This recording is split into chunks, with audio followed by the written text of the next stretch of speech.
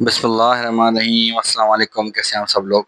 आज हम बात करने जा रहे हैं 7.2 फोटोसिंथेसिस की। अब फोटोसिंथेसिस का नाम आते ही जो है ना, हमारे दिमाग में जो साइंस के स्टूडेंट्स है वो हमेशा ये पता है कि पौधा अपना खाना खुद बना रहा है।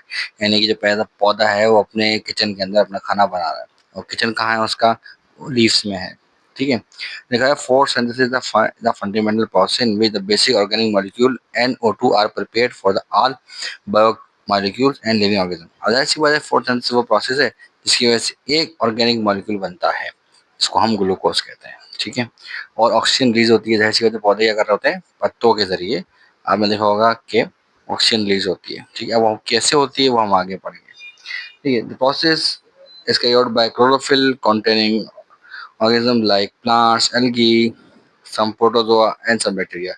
ऐसी वजह जो जो ऐसे जानदार हैं जिनके पास क्लोरोफिल मौजूद है वो सारा फोटोसिंथेसिस का प्रोसेस करते हैं। प्लांट करते हैं, एल्गी भी करते हैं। एल्गी को प्लांट का एंसेस्टर माना जाता है। वो हम आगे पढ़ेंगे क्यों। ठीक है। प्रोटोजोआ, प्रो माना शुरुआती, और जुआ माना जो है हमारा क्या आएगा, एनिमल। एंड सम बैक्टीरिया, और कुछ बैक्टीरिया भी ऐसे होते हैं। अच्छा, word photo means light and synthesis माना टू प्रिपेयर। फोटो माना लाइट होगा, और जो है हमारा सिंथेसिस है वो क्या कहलाएगा, to prepare. A plant utilize simple inorganic molecules, carbon dioxide, ठीक है, वाटर, क्लोरोफिल को मिलाएंगे तो क्या बनेगा, एक पिगमेंट बनेगा, इसको हम ग्लूकोज कहते हैं। और ऑक्सीजन रिलीज हो जाएगी इसमें। ठीक है। वो बता रहा है कि भाई अब ये देखिए, अब माशाल्लाह से उन्होंने एक क्या दिया है, एक इक्वेशन हुई जिसमें carbon dioxide plus water, light, chlorophyll, glucose बन रहा है और ऑक्सीजन बन रही है। फिर उसने उसका फार्मूला भी दिया है, 6CO2 प्लस 6H2O, लाइट और क्लोरोफिल है, C6H12O 6 यानी ग्लूकोज, एंड प्लस 6 मॉलिक्यूल जो है ऑक्सीजन के, O2 के रिलीज हो रहे हैं। ठीक है जी। हम आगे बढ़ जाते हैं। तो इतना सिंपल है, लोगों ने खामखा इस चैप्टर को जो है ना मुश्किल बना रखा है। बहुत से लोग ऐसे भी हैं दुनिया में जो चैप्टर को पढ़ना ही पसंद नहीं करते। अब पढ़ोगे तो समझ में आएगी ना मेरे भाई। अब बता रहा है chlorophyll is the green pigment, ऐसी बात सबको पता है। वो कहाँ पाया जाता है, क्लोरोप्लास्ट में पाया जाता है।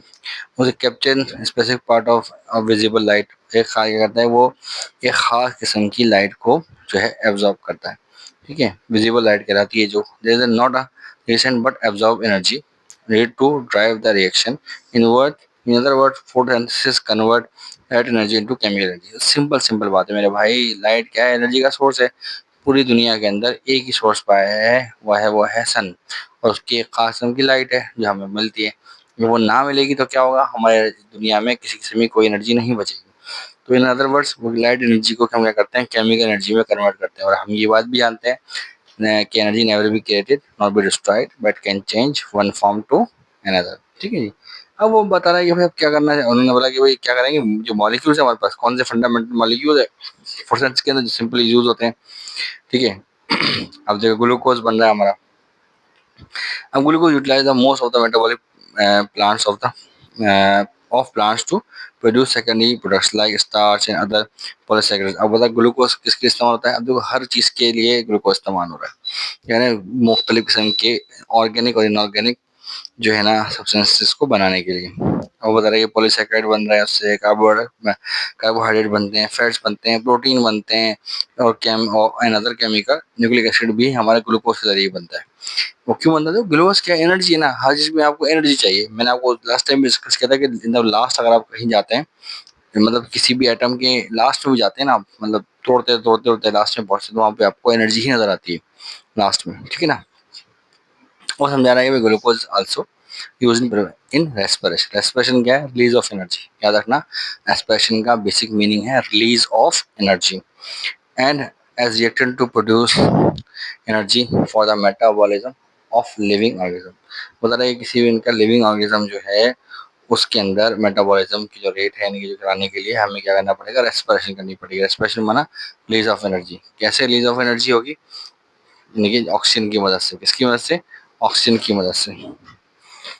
अब ऑक्सीजन क्या करती है, जैसे ग्लूकोज के बड़े बड़े मॉलिक्यूल को तोड़ती है, जिसकी वजह से क्या होता है, जब वो टूटता है तो उसमें से एनर्जी रिलीज होती है। और देखिए हम माशाल्लाह से एक जबरदस्त किस्म का चार्ट दिया हुआ है उन्होंने, उस चार्ट को हम जरा स्टडी करते हैं। उन्होंने कहा CO2 प्लस H2O क्या करेंगे, फोटोसिंथेसिस करेंगे। फोटोसिंथेसिस के जरिए उन्होंने क्या, आप तीर बनाएंगे, ग्लूकोज बनाए, ग्लूकोज सेक्रोज बनेगा। सेक्रोज क्या है, देखो देखो याद रखना, ग्लूकोज और फ्रक्टोज, फ्रक्टोज क्या है, उसका आइसोमर, उन दोनों को मिला के। अच्छा आइसोमर क्या होता है, ये भी यार ये बता देते हैं। आइसोमर का मतलब होता है कि सेम मॉलिक्यूलर फार्मूला हो बट डिफरेंट स्ट्रक्चरल फार्मूला हो। ठीक है जी, स्ट्रक्चर डिफरेंट हो तो क्या कहलाएगा, हमें क्या कहलाएगा वो, देखिए आइसोमर कहलाएगा। ठीक है, अब फ्रक्टोज और ग्लूकोज जब मिलाएंगे आपस में तो क्या बनेगा, सक्रोज होगा। सक्रोज के बारे में बताएगा, storage organ, seed, food and tuber. यानी कि 7 रुपये क्या करता है, कहाँ जमा होता है, फ्रूट के अंदर जमा हो जाता है। मैंने बताया एक और बात बता दी कि भाई डे एक्सेस था, ग्लूकोज को क्या करेंगे, स्टार्च में कन्वर्ट कर देंगे। बहुत सारे ग्लूकोज की एक लाइन से अगर आप मिला के रख दें तो क्या बन जाएगा, स्टार्च बन जाएगा। सही है, इसके बाद ग्लूकोज में अगर नाइट्रेट्स मिलाएंगे यानी कि अमाइनो एसिड को मिलाएंगे तो क्या बनेगा हमारे पास, प्रोटीन बन जाएगा। और ऊपर जाएंगे तो फैट्स, फैट्स में अगर आप देखें, फैट्स में ग्लूकोज को फैट में कन्वर्ट करेंगे तो क्या हो जाएगा, स्टोरेज ऑफ प्रोटेक्शन। अच्छा ये क्या होता है, स्टोरेज के लिए और प्रोटेक्शन नहीं है। अब होता कभी कभी कि हमारे पास एनर्जी की चीज़ें खत्म हो जाती हैं, एनर्जी खत्म हो जाती है, हमारे पास कार्बोहाइड्रेट खत्म हो जाते हैं, तो फैट्स क्या करते हैं, वो जलते हैं और हमें एनर्जी प्रोवाइड करते हैं। सही। उसके बाद हम बात करते हैं नाइट्रेट और फॉस्फेट की। अगर ग्लूकोज को नाइट्रेट और फॉस्फेट के साथ मिलाएंगे तो क्या बनेगा, न्यूक्लिक एसिड, न्यूक्लियोटाइड बनेगा, और न्यूक्लियोटाइड मिलके क्या बनाएंगे, न्यूक्लिक एसिड बना लेंगे। और सबसे बड़ी बात कि ग्लूकोज को हम रेस्पिरेशन के लिए इस्तेमाल करते हैं ताकि एनर्जी अवेलेबल हो फॉर एक्टिविटी। ठीक है जी, हम आगे बढ़ जाते हैं। अब वो समझा रहा है कि भाई ठीक है, plants are not organism will depend on the photosynthesis but the animal heterotroph। ऐसी बात है। अच्छा अभी एक बात जबरदस्त, प्लांट को जो हेटरोट्रॉफ यानी कि एनिमल खाते हैं, अगर प्लांट नहीं होगा, उसमें एनर्जी नहीं होगी, चीज़ें नहीं होंगी तो क्या होगा, वो बेचारे जो गरीब हैं वो क्या खाएंगे। सही है, और अगर वो नहीं खाएंगे तो जो कार्निवोरस जो उनको खाते हैं तो वो भी क्या खाएंगे, यानी कि अगर प्लांट नहीं होगा तो हर्बीवोरस मर जाएंगे, और हर्बीवोरस मर जाएंगे तो उनको जो कार्निवोरस खाते हैं वो भी मर जाएंगे।